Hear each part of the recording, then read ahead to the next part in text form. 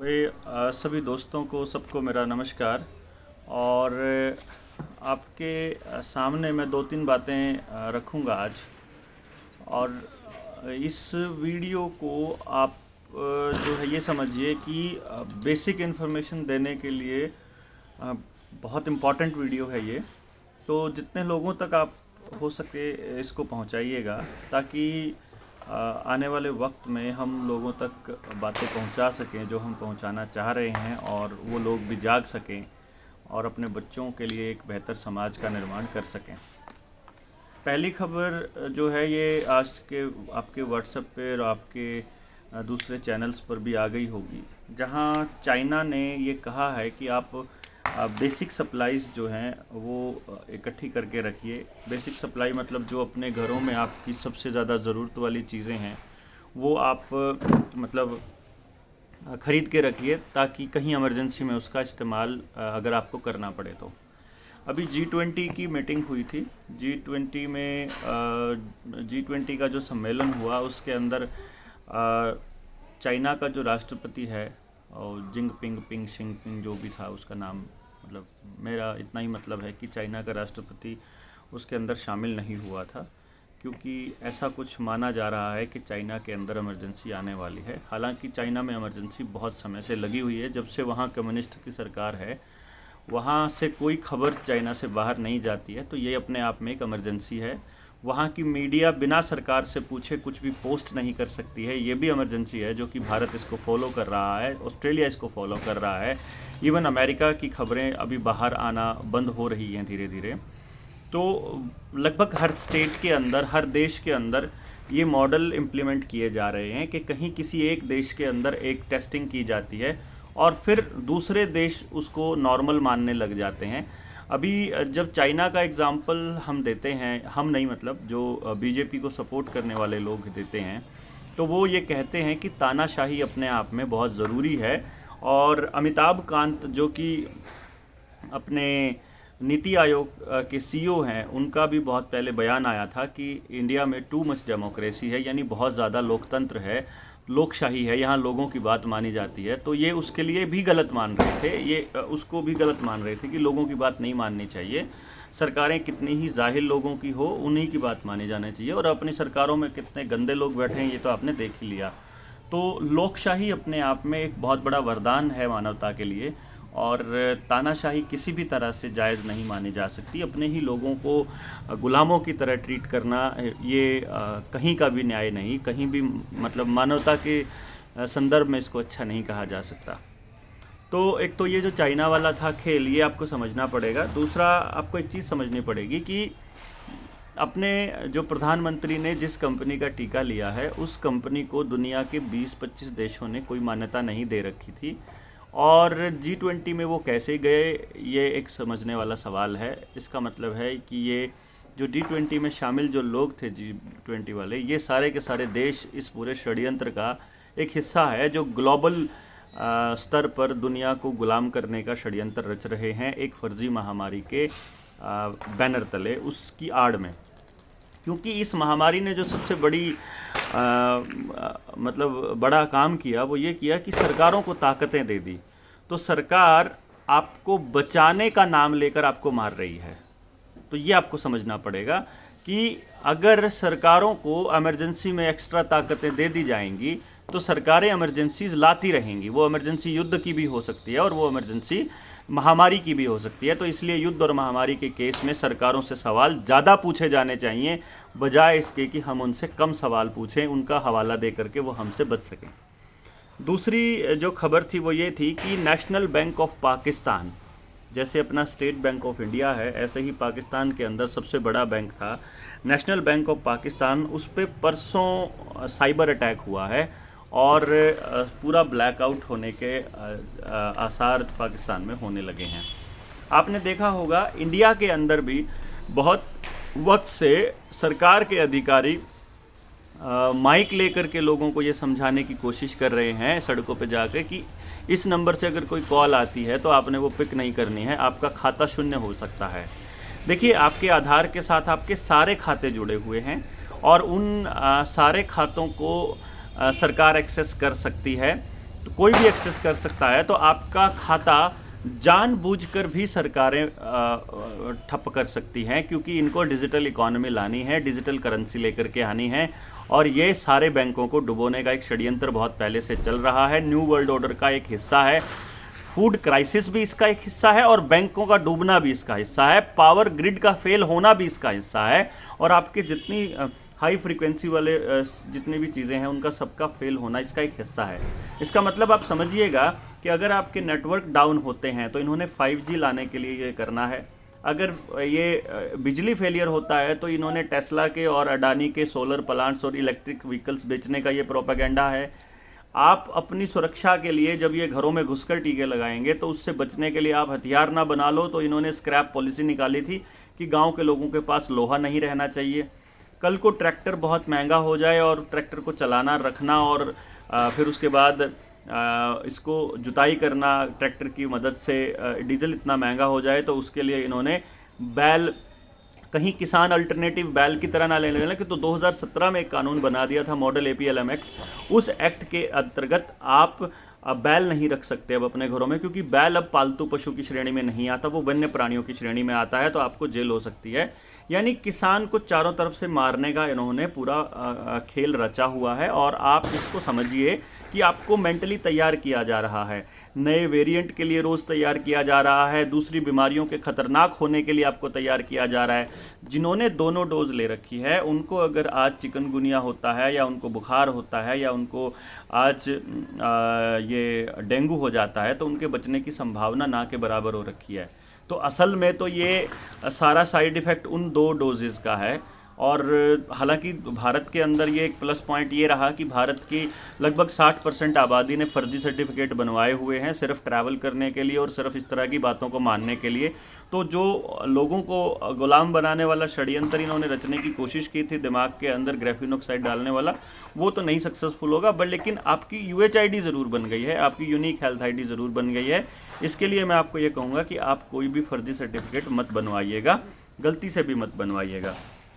तो cyber attack के लिए इन्होंने पूरे के पूरे कवरिंग फायर करने शुरू कर दिए। कवरिंग फायर हम इसको बोलते हैं कि जब वो होना होता है किसी और कारण से और वो दिखाते हैं किसी और कारण से, तो सरकारें अपना प्रोपेगेंडा चलाती होती हैं, पब्लिक को अंधेरे में रखती हैं। तो आपको ये समझना होगा कि पब्लिक जो है वो जागती रहे और उनसे सवाल पूछते रहे। अगर आपने सवाल पूछना बंद कर दिया तो ये आपकी गुलामी की ओर अगला कदम होगा। तो पावर ग्रिड फेलियर के केस में भी सड़कों पर उतरने के लिए तैयार रहिए। आपके बच्चों के स्कूल कॉलेज बिकने वाले हैं, सरकारी जितने भी हैं वो उनके लिए भी आप तैयार रहिए। और आपकी रोडवेज़ भी बिकने वाली है, रेलवे तो ऑलरेडी बिक रही ही है, स्टेशंस भी बिक रहे हैं, रेलवे प्लेटफॉर्म भी बिक रहे हैं, के साथ साथ आपकी जो ये जो रेलवे लाइन है ये भी बिक रही हैं, एयरपोर्ट भी बिक रहे हैं, सड़कें भी ऑलरेडी ठेके पे दी जा रही हैं, आपके टोल भी से भी आपको लूटा जा रहा है। तो ये आपको हर एक पॉइंट पे समझना पड़ेगा। किसान को DAP नहीं दिया जा रहा है, उसका समय और उसकी एनर्जी और उसका पैसा बर्बाद किया जा रहा है आंदोलनों के जरिए, मतलब उसको खाली किया जा रहा है बेसिकली। तो हमने ये सोचा है कि क्यों ना हम लोग किसान का जो पैसा आंदोलनों में बर्बाद हो रहा है, तो जो लोग गाँव में हैं कम से कम उन लोगों को हम लोग जोड़ पाएँ और आने वाले वक्त के लिए एक चीज़ तैयार कर सकें कि उनके बच्चों के लिए हम कुछ बढ़िया कर सकें। तो इस दिशा में हमने काम शुरू करने का प्लान किया है, इसलिए ये वीडियो लोगों तक पहुंचनी बहुत ज़रूरी है। तीसरा बस एक खबर और देनी थी, जिसमें एमिल पेल्सन जिसको बोलते हैं, ये सॉकर प्लेयर है, मतलब फुटबॉल का प्लेयर है, 12वीं मिनट में कोलैप्स कर गया हार्ट अटैक की वजह से और दोनों डोज इसने ले रखी थी। आइसलैंड का प्लेयर है और आइसलैंड के अंदर 84% पॉपुलेशन फुल्ली डोजेज ली हुई है, मतलब पूरी तरह से दोनों की दोनों डोज ले रखी है। हम नाम नहीं ले सकते उसका, जिसको वो लोग बोलते हैं क्या लिया हुआ है वो आप समझते ही हैं। तो क्योंकि हमारी वीडियोस को डिलीट कर दिया जाता है कि लोगों तक ना पहुंचाई जाए कि इसने ये लिया था तो उसको ये हुआ, इसने ये ले रखा था तो उसको ये हुआ। अगर मैं आपको बताता हूं तो ये आप अपने आसपास देख ही रहे हो, जिसने भी असलियत में ली थी दोनों डोज, उसको अगर अब कोई बीमारी हो रही है तो वो संभाले से नहीं संभल रही है। तो इसका मतलब ये आपके टीके का ही असर है, आपको ये समझना पड़ेगा। और कमाल की बात ये है कि भारत सरकार ने ऐसा इंतज़ाम किया हुआ है कि अगर आपको टीके से कोई साइड इफ़ेक्ट होता है तो कोई भी जिम्मेदार नहीं है, ऐसा इंतज़ाम किया हुआ है। इसका मतलब है कि आप मरने के लिए तैयार अगर खुद हो रहे हो, क्योंकि सरकार ये कहती है कि ये मैंडेटरी नहीं है, ये आपका वॉलंटरी है, स्वैच्छिक है, आप लेना चाहें तो ना लें, और अगर आप लेने के बाद आपको कुछ हो रहा है तो आपने खुद अपने आप को ट्रायल के लिए रखा था। ये सरकार के नियम के हिसाब से है। तो कोई भी दवा कंपनी, कोई सरकार, कोई डॉक्टर, कोई अस्पताल, कोई प्रधानमंत्री या कोई भी नर्स या कोई आपके गांव में आके जो ये अपनी आशा वर्कर वगैरह जो ज़बरदस्ती कर रही हैं, ये कोई भी जिम्मेदार नहीं है। इस बात को आपको समझना पड़ेगा। इसलिए अपने बच्चों को बचाने के लिए आपको खुद सड़कों पर उतरना पड़ेगा, और कोई नहीं आएगा इनको बचाने के लिए। कई गांव के लोग मेरे को बोलते हैं, महाराष्ट्र के अंदर, मध्य प्रदेश के अंदर उनको पता लगा मैं आया था तो वो हमारे गांव में भी आ जाइए, हमारे गांव में भी। भाई कोई भी नहीं आएगा। आपको अगर जानकारी चाहिए तो आपको मैं सीडी या पेन ड्राइव भेज दूंगा, वो आपको भेजनी होगी, ताकि हमारे जो प्रयास हैं उनके लिए भी कोई हम करते रहें। कुछ लोगों ने हमें आर्थिक सहायता देने की पेशकश की है और मैं उनका बहुत शुक्रिया अदा करता हूं। उन्होंने कहा कि आप इतने दिलो जान से लगे हुए हैं, आप इसका मैं उनकी इज़्ज़त करता हूं। पर परमात्मा ने अभी मुझे मतलब अभी मुझे इतने पैसे की ज़रूरत नहीं है, तो इसलिए मैंने कभी किसी से मांगे नहीं। पर फिर भी मुंबई से एक हमारे साथी हैं दैया साहब, उन्होंने 20,000 रुपये हमारे किसी दोस्त को भेजे थे कि वो अगर कोई वहाँ एक्सपेंसेस करते हैं अगर सोनीपत दिल्ली के एरिया में, तो वो उसके लिए इस्तेमाल किया जा सके। और उसके लिए बहुत बहुत शुक्रिया दैया साहब, मिस्टर धारा उन्होंने भेजे थे। तो मैं समझता हूँ कि ऐसे लोग भी हैं जो आ नहीं सकते हैं और जो कह रहे हैं कि हम उनकी मदद करें, लेकिन मैंने अभी अवॉइड किया है किसी से भी कोई भी आर्थिक सहायता लेना। बट अगर बड़ा आंदोलन होता है तो मुझे नहीं समझ में आ रहा कि हम इसको कैसे संभाल पाएंगे और किस तरह से समझेंगे। तो मुझे लोगों की बहुत ज़्यादा ज़रूरत है जो ये समझ सके पूरी चीज़ों को। तो आप अपने गांव से 2 बच्चे या 5 बच्चे मुझे दीजिए, जिससे कि मैं उनको पूरी बात समझा सकूँ और वो फिर अपने गांव को समझा सके। तो प्लीज़ आप ये कोशिश करिए कि इस दिशा में हम कुछ कंक्रीट कर पाएँ। हम असल में जानकारी अगर हमें नहीं होगी तो फिर हमें ये नहीं पता चलेगा कि हमें करना क्या है।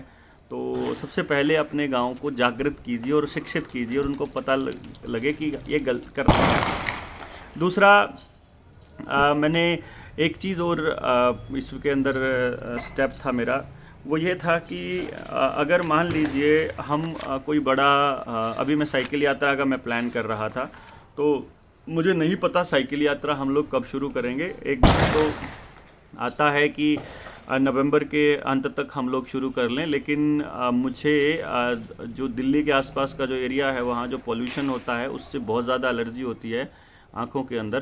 तो मुझे लगता है कि अब जैसे अगर हरियाणा की वजह से होता तो मेरे गांव में, अभी मैं अपने गांव में बैठा हूं, तो दिवाली पर हम लोग घर आए हैं, तो यहाँ पर भी मुझे हो रही होती, पर यहाँ ऐसा नहीं है।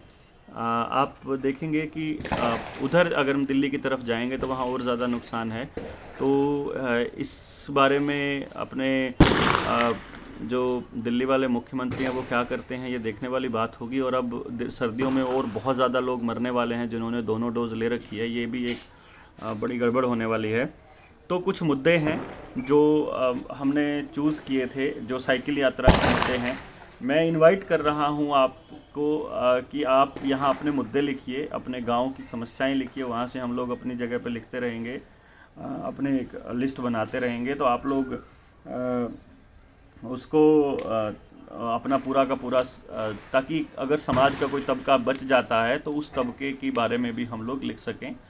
सबसे पहला मुद्दा है हमारा एजुकेशन का, कि जिस तरह से बिना पढ़ने वाले बच्चों को भी 100 नंबर दे करके आपने मतलब एजुकेशन का भट्ठा बिठाया है, ये एक बड़ा चिंता का विषय है। और मैं समझता हूँ कि हमारे स्कूल कॉलेज प्रॉपर तरीके से चलने चाहिए, और स्कूल कॉलेज की क्लास अटेंड करने के लिए जो ये 2 डोज वाला और सिंगल डोज वाला जो मैंडेटरी करने वाला प्रोपेगेंडा है, इसको बंद करना चाहिए। ये हमारी पहली डिमांड है। दूसरी डिमांड बेरोज़गारी की है। हमारे गांव के अंदर बेरोज़गारी की वजह से रोज़ की रोज़ बच्चे जो हैं वो ड्रग्स के तरफ जो है वो अट्रैक्ट हो रहे हैं, क्योंकि वो फ्रस्ट्रेशन में है, तो उनको समझ नहीं आ रहा क्या करें।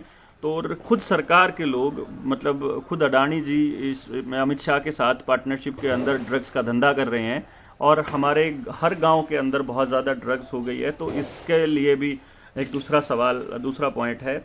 तीसरा हमारा हो गया है कि पुलिस को आपने ताकत ये दे रखी है कि वो हमारे को लट पेल सके, लेकिन स्वतंत्र तरीके से जांच एक बहुत बड़ा विषय हो रहा है और पुलिस की जो कार्रवाई है वो निष्पक्ष नहीं हो पाती है। इस पे भी हमारा एक क्वेश्चनेयर है और एक पॉइंट है। तो दूसरा है डीएपी आजकल किसानों को नहीं मिल रही है, तो ये भी एक बहुत बड़ा मुद्दा है। आप देखेंगे जगह जगह किसान आंदोलन कर रहे हैं। 2 दिन पहले हमारे असंध के अंदर जाम लगा रखा था, अभी फतेहाबाद के अंदर भी बैठे हैं, रेवाड़ी के अंदर भी बैठे हैं, झज्जर में भी बैठे हैं।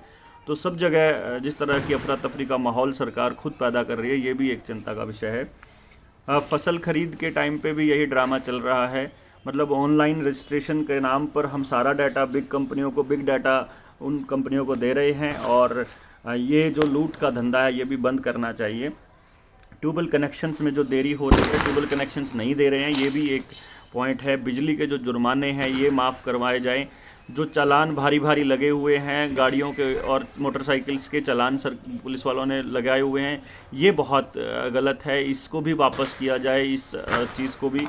और जो ऑनलाइन चालान घर पहुंच जाते हैं बिना मतलब, ये सब बंद हो, क्योंकि पुलिस चालान काटे।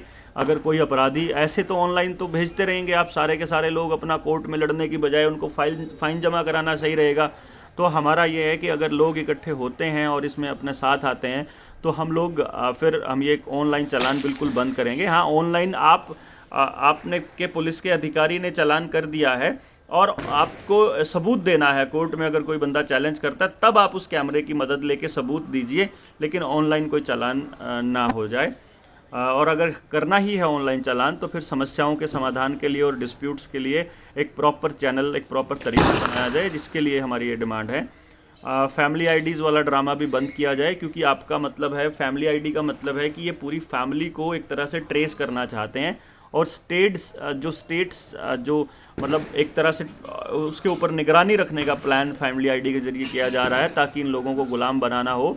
तो एक फैमिली आईडी से कनेक्टेड जितने लोग हैं उन सबको रगड़ना एकदम से आसान हो जाए। तो इतना सर्वेलेंस जो है वो ठीक नहीं अपने ही लोगों के ऊपर, ये बहुत गलत है। इससे पहले आपको अपनी पारदर्शिता दिखानी पड़ेगी कि मैं सुबह यहाँ हूँ, शाम को यहाँ हूँ, और हर किसी को बताए कि हमने मीटिंग के अंदर क्या क्या किया। तो ये अपनी दिनचर्या को हमें नहीं बताते हैं, लेकिन आम आदमी से सब कुछ चाहिए इनको कि आप क्या करते हैं, क्या खाते हैं, क्या पीते हैं, कहाँ जाते हैं, कहाँ आते हैं, किससे बात करते हैं। आप हम पर तो सारी जासूसी लगा रहे और खुद की कोई जानकारी नहीं दे रहे। अपने तो प्रधानमंत्री अपनी जो प्राइवेट फंड इन्होंने बनाया था पीएम केयर्स के नाम से, जिसके अंदर लाखों रुपए लूटे थे देश के लोगों से, उसका तो कोई हिसाब नहीं दे रहा। कोई पॉलिटिकल पार्टी जिसको अगर हम कहें कि जो क्या बोलते हैं, कौन से बॉन्ड्स थे वो, इलेक्टोरल बॉन्ड्स के जरिए जो फंडिंग मिली थी, उसकी तो जानकारी नहीं दे रही। उनकी तो अपनी तो मतलब कोई जानकारी हमें ना दें और हमारी सारी जानकारी ले लें, ये कहाँ तक उचित है? ये बहुत गलत है और हम कंडेम करते हैं इसको, और इसके लिए भी हम लोग आवाज़ उठा रहे हैं। और टोल और रोड टैक्स में से एक चीज़ होनी चाहिए, या तो रोड टैक्स नहीं लोगे आप गाड़ी की रजिस्ट्रेशन करते वक्त, या फिर आप टोल टैक्स नहीं लोगे। ये हमारी अगली डिमांड है। तो इसमें अगर आप कोई सुझाव देना चाहते हो तो वो दे सकते हो कि आप रोड टैक्स ले रहे हो जब, तो टोल टैक्स नहीं। और जो रोड भी बन रहे हैं वो भी बड़े बड़े उद्योगपतियों के बड़े बड़े ट्रालों के लिए बन रहे हैं, आम आदमी के लिए तो लूट हो रही है वहाँ, उसको तो मतलब लूटा जा रहा है। होना चाहिए 10-10 रुपये टोल, और लूट रहे हो आप 150-150 रुपये, 100-100 रुपये टोल। मतलब आपका निकलना मुश्किल हो रहा है वहाँ से। ये कोई तरीका थोड़ी होता है कि लाखों करोड़ों, बस यह अगर है तो हर टोल के ऊपर ये लिखा हो कि इस सड़क का यहाँ से लेके यहाँ तक की सड़क का ये टोल है, इस सड़क के ऊपर इतना पैसा खर्च हुआ है, और आज इतनी गाड़ियाँ गुजरी हैं, इतने ट्रक गुजरे हैं, और इनसे इतना इतना कलेक्शन हुआ है डेली का, और जो रोज़ का जो पैसा है वो जुड़ता जाए, और जिस दिन उसकी कीमत पूरी हो जाए रिपेयरिंग समय, तो उस दिन उस टोल को वापस ले लिया जाए। इस तरह की सिचुएशन के लिए हम लोग ये मुद्दा उठा रहे हैं। तो पूरा एक डिटेल हो हमारे पास। महंगाई हमारा अगला मुद्दा होगा कि सब्जी के रेट बढ़ रहे हैं, बीजों के रेट बढ़ रहे हैं, और बीज का नया कानून आ रहा है, उसके खिलाफ हमारा कानून है। बिजली का जो नया कानून आ रहा है वो भी लोगों को गुलाम करने के लिए और मारने के लिए है। ये भी हमारा अगला स्टेप है। एजुकेशन, जो ऑनलाइन एजुकेशन चल रही है, इसको कंप्लीट तरीके से बंद किया जाए। इसको सिर्फ इमरजेंसी में इस्तेमाल करें, नहीं तो बच्चों के दिमाग ख़राब हो रहे हैं, उनके आंखें टेढ़ी हो रही हैं, दिमाग ब्लॉकेज हो रहा है, उनमें एग्रेशन बढ़ रहा है, वो डिप्रेशन में जा रहे हैं। ये एक बहुत गलत मैसेज जा रहा है। सोशल साइट्स पर अश्लील सामग्री लगातार बढ़ती जा रही है। आप हमारी जो हम सच डालते हैं आपकी फर्जी महामारी से रिलेटेड और जहरीले टीकों से रिलेटेड, उसको तो आप डिलीट कर देते हो, और जो मतलब अश्लील सामग्री है उसको आप बढ़ावा दे रहे हो, वो बढ़ती हैं। जो गुंडागर्दी वाली हैं, जो मतलब वैमनस्य फैलाने वाली हैं, जो सांप्रदायिकता फैलाने वाली हैं, वो आप मतलब सजेस्टेड पोस्ट में आती हैं। तो ये इसके ऊपर हमारी आपत्ति है, जिसको आपको कंट्रोल करना है। फेक आईडीज़ को आप क्यों नहीं जोड़ते हैं? आप इलेक्शन के अंदर जो चुनाव की प्रक्रिया है उसके साथ क्यों नहीं कनेक्ट करते हो आधार को? और जो फेक आईडी बनी हुई है इसके ऊपर, सोशल मीडिया के ऊपर, इनके ऊपर कार्रवाई क्यों नहीं करते हो? और वो गालियां देते हैं जो लोगों को, इसके ऊपर कार्रवाई क्यों नहीं करते हो? ये हमारा अगला सवाल है। और बैंकों की जो नाजायज़ वसूली है कि 3 से ज़्यादा आप अगर ट्रांजैक्शंस करेंगे तो आपको इतना पैसा देना पड़ेगा, और बैंक जो छोटा मोटा 2-2, 4-4 रुपये करके करोड़ों लोगों से रोज़ का करोड़ों रुपए बना रहे हैं, इसके ऊपर आप क्यों नहीं मतलब कोई संज्ञान लेते हो? जो एलपीजी के सिलेंडर के गैस बढ़े थे, जो आपने सब्सिडी देनी बंद कर दी, वो क्यों देनी बंद कर दी? पेट्रोल डीजल के ऊपर 250% का मतलब टैक्स एक्साइज ड्यूटी लग रही है, ये कौन सा तरीका होता है? ये एक सवाल है जो हमें उठाना है, सरकार से पूछना है, और अपने बच्चों के लिए एक इस तरह का समाज बनाएं कि जिसमें सबका सर्वाइवल इजी हो। 40 करोड़ लोग थे जो 2014 में गरीबी रेखा से नीचे, और आज 85 करोड़ लोग तो खुद प्रधानमंत्री बोल चुका है। तो 7 साल में इसने देश को भूखमरी की कगार पर ला दिया, और वो गधे बोल रहे हैं कि ये देश के भलाई में कर रहा है। तो ये समझने वाली बात है। और जो ज़रूरत की चीज़ें जो हैं, एक तो एफसीआई की ख़रीदारी जो है वो दोबारा से बढ़ाई जाए। एफसीआई दोबारा से अच्छे से ख़रीदे ताकि हमारे पास भोजन का भंडारण हो।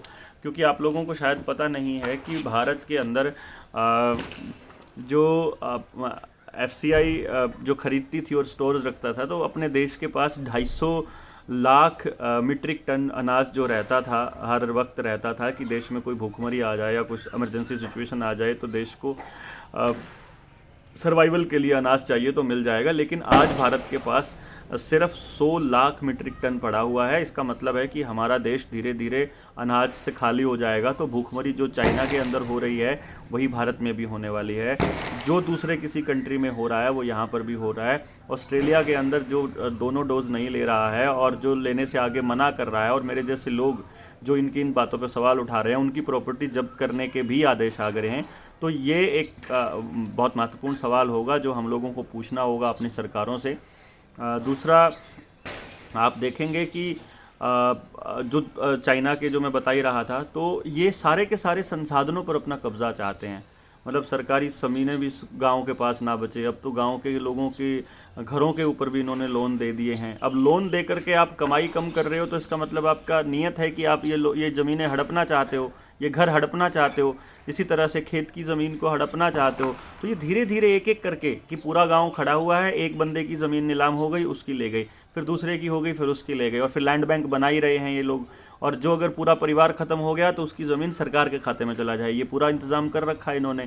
तो आपको इस बात को समझना पड़ेगा कि ये पूरा का पूरा गेम रच रहे हैं, आपके लिए पूरा चक्रव्यूह बना रहे हैं। और आप अगर चक्रव्यूह को पहले से समझ जाओगे तो आप अपने बच्चों के लिए एक समाज बना दोगे। अगर आप इसको नहीं समझे तो आप के लिए भी उतना ही खतरनाक है जितना ये मेरे लिए है, जितना ये हमारे बच्चों के लिए है। तो यही कारण है कि सारे काम और सब कुछ छोड़ करके हम इस काम पे लगे। नहीं तो क्योंकि जो एस्टैब्लिश्ड आपके नेता हैं, चाहे वो कांग्रेस से हो, चाहे आम आदमी पार्टी से हो, चाहे जनता दल से हो, चाहे आपके समाजवादी पार्टी से हो, चाहे आपके बहुजन समाजवादी बसपा से हो, सारे के सारे लोग जो सारे नेता हैं जो आपके लिए आवाज़ उठा सकते हैं, वो सारे के सारे प्लान्ड तरीके से इन्होंने काबू कर रखे हैं। चाहे खरीदे हुए हैं, चाहे डराए हुए हैं, चाहे उनकी फाइल इनके पास है, चाहे हनी ट्रैप में फंसा रखे हैं, आई डोंट नो। लेकिन ये सिर्फ अपने देश में नहीं हो रहा है, ये ग्लोबल लेवल पर है, ये दुनिया के लेवल पर हो रहा है। तो जो 12-13 घराने हैं जो सारी दुनिया की रिसोर्सेज को अपने कब्जे में करना चाहते हैं, जो आज़ादी से पहले जिसको गुलामी का दौर कहते हैं, उस दौर में भी यही होता था कि सारे रिसोर्सेज इनके कब्जे में थे।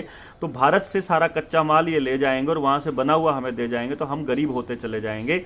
तो इस दिशा में हम लोग इसको रोकने के लिए हम लोगों को दोबारा से काम करने पड़ेंगे, और इसीलिए जानकारी होना बहुत ज़रूरी है। पहले से ही हो जाए तो बहुत बेटर है। तो जो सरकारी कर्मचारियों को डिजिटल वॉच देने का प्लान चल रहा है, स्मार्ट वॉच देने का, उसके खिलाफत में खड़ा होना होगा। और कोई भी ऐसी चीज़ जो आदमी की सर्वेलेंस करे, आप अधिकारी लगाइए, आप अधिकारी लगाइए ना। आप स्मार्ट वॉच के जरिए लोगों को किस तरह से आप गुलाम करने वाले हो? आप अपना अधिकारी आकर के चेक करेगा, बाकायदा मैन टू मैन सर्विस होनी चाहिए, ना कि आपके इन ड्रामों के अंदर फंस के हम लोग कुछ करें इस तरह। तो इसलिए ये बहुत ज़रूरी है कि आप इस पूरे चीज़ को समझें। बारिश से बचने का इंतज़ाम अगर आपको करना है तो वो बारिश आने से पहले करना होगा। अपनी छत रिपेयर करनी है, नाव बनानी है, छतरी कुछ और तैयार करना है, वो सब कुछ आपको बारिश से पहले करना होगा। और बारिश आने के बाद कुछ नहीं होगा। हम जैसे अभी मैं आज गांव में अपने लोगों से बात कर रहा था तो लोग कहते हैं कि आपने पहले क्यों नहीं बताया। अरे भाई मैं तो 2 साल से बता रहा हूँ, पर आप सुने तब ना। अब मैंने सड़क पे उतर के बताना शुरू किया है। अब फ़र्क सिर्फ इतना है, तो मैं सोशल मीडिया पे लिखता ही रहा हूँ, मेरी पोस्ट भी डिलीट हो जाती थी, उससे पहले तो पढ़ ही सकते थे आप लोग। तो इसलिए आप लोग जिस जिस भी माध्यम पे ये वीडियो देख रहे हों, अपने चैनल पर लगा लीजिए और लोगों तक पहुंचाइए। अपनी और बातें इसके अंदर लिखिए कि मैं अपनी साइकिल यात्रा में और कौन से मुद्दे और कौन से तबके इसके अंदर ऐड करूं, ताकि हम इसको समाज का एक आंदोलन बना सकें और खेती के तीनों कानून वापस लेना सरकार की मजबूरी बन जाए। और लोग इस जमीन, अगर किसान बच गया तो 60% काम तो डायरेक्टली किसान के साथ कनेक्टेड है, तो वो रोज़गार तो अपने आप बच जाएंगे। ऑनलाइन ख़रीदारी जितनी कम हो सके उतनी कम कीजिए, कुछ भी ऑनलाइन मत खरीदिए। अगर आप दुकान के पास जाएंगे, दुकानदार को महंगा पड़ेगा, वो दुकानदार इसीलिए आपको महंगा देता है। ऑनलाइन सस्ता इसलिए है क्योंकि वो सरकारें हज़ारों करोड़ का लॉस उठा सकती हैं, क्योंकि उनको तो सरकार ने माफ़ कर देना है उनके बिल।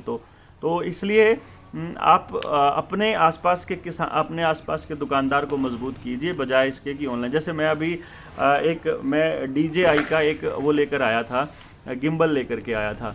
तो वो गिम्बल जो ओम 5 है वो बाहर मुझे ऑनलाइन मिल रहा था वो 12,000 का, और दुकान पे मिल रहा था मुझे वो 16,000 का।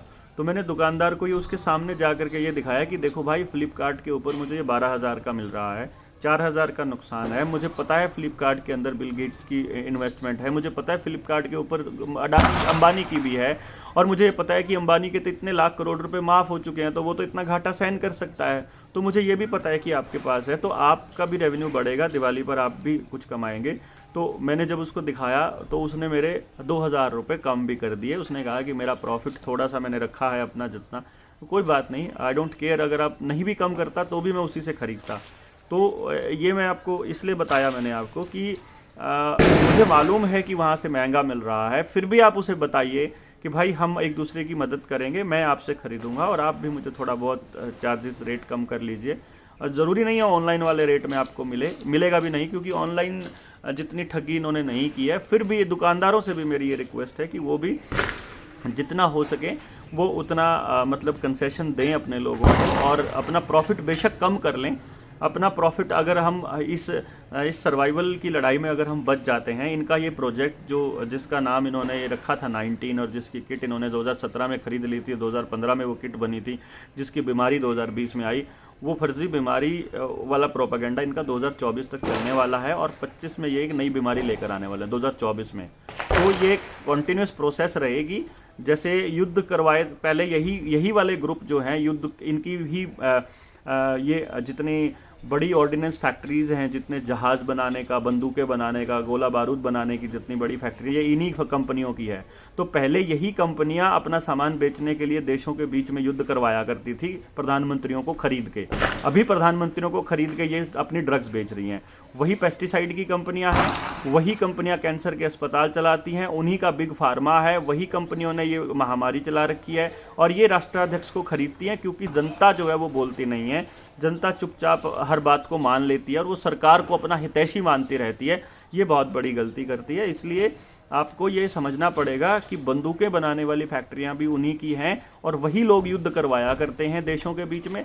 हम थोड़ी नफरत करते हैं पाकिस्तान से, हमारे तो भाई हैं वहाँ जो रहने वाले लोग हैं, और वो भी हमारे लोगों को भाई मानते हैं।